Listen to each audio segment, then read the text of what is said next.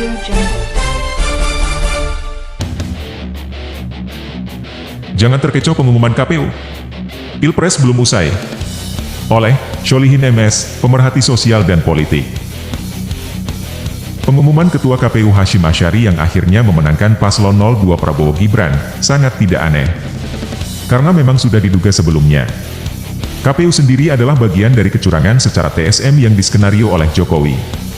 Sikap rakyat yang berakal sehat dan masih menjunjung tinggi kebenaran, kejujuran, keadilan, dan demokrasi, pasti menolak hasil dari pemilu curang. Kalau setiap kecurangan ditolerir, lalu mengalah begitu saja, rusaklah moral bangsa ini.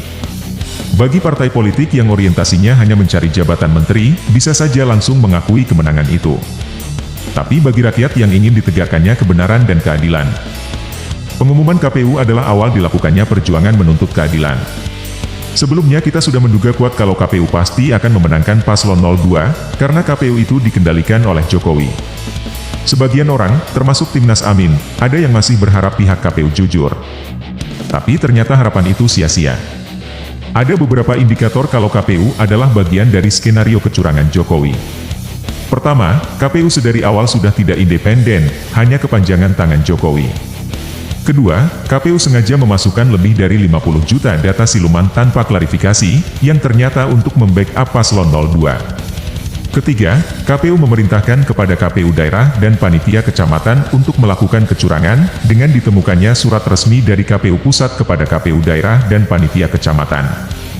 Keempat, KPU sengaja bekerja sama dengan perusahaan Cina Cloud Alibaba, yang ternyata, justru merekalah yang memainkan angka paslon 01 24%, paslon 02 58%, dan paslon 03 17%. Kelima, KPU menutup diri dalam proses penghitungan real count yang bersumber dari form C1 dari TPS-TPS.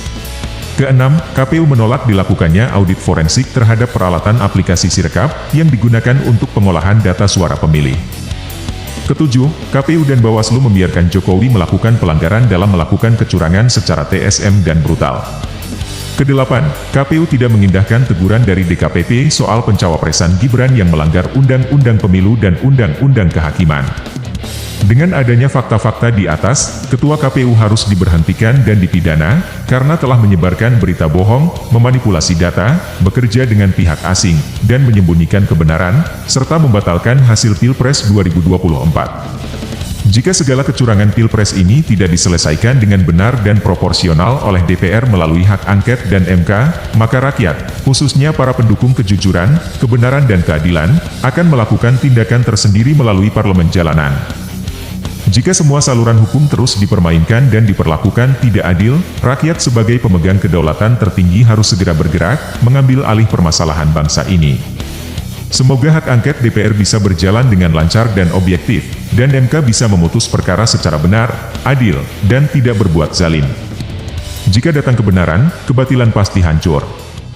Semoga kemenangan berpihak kepada kebenaran.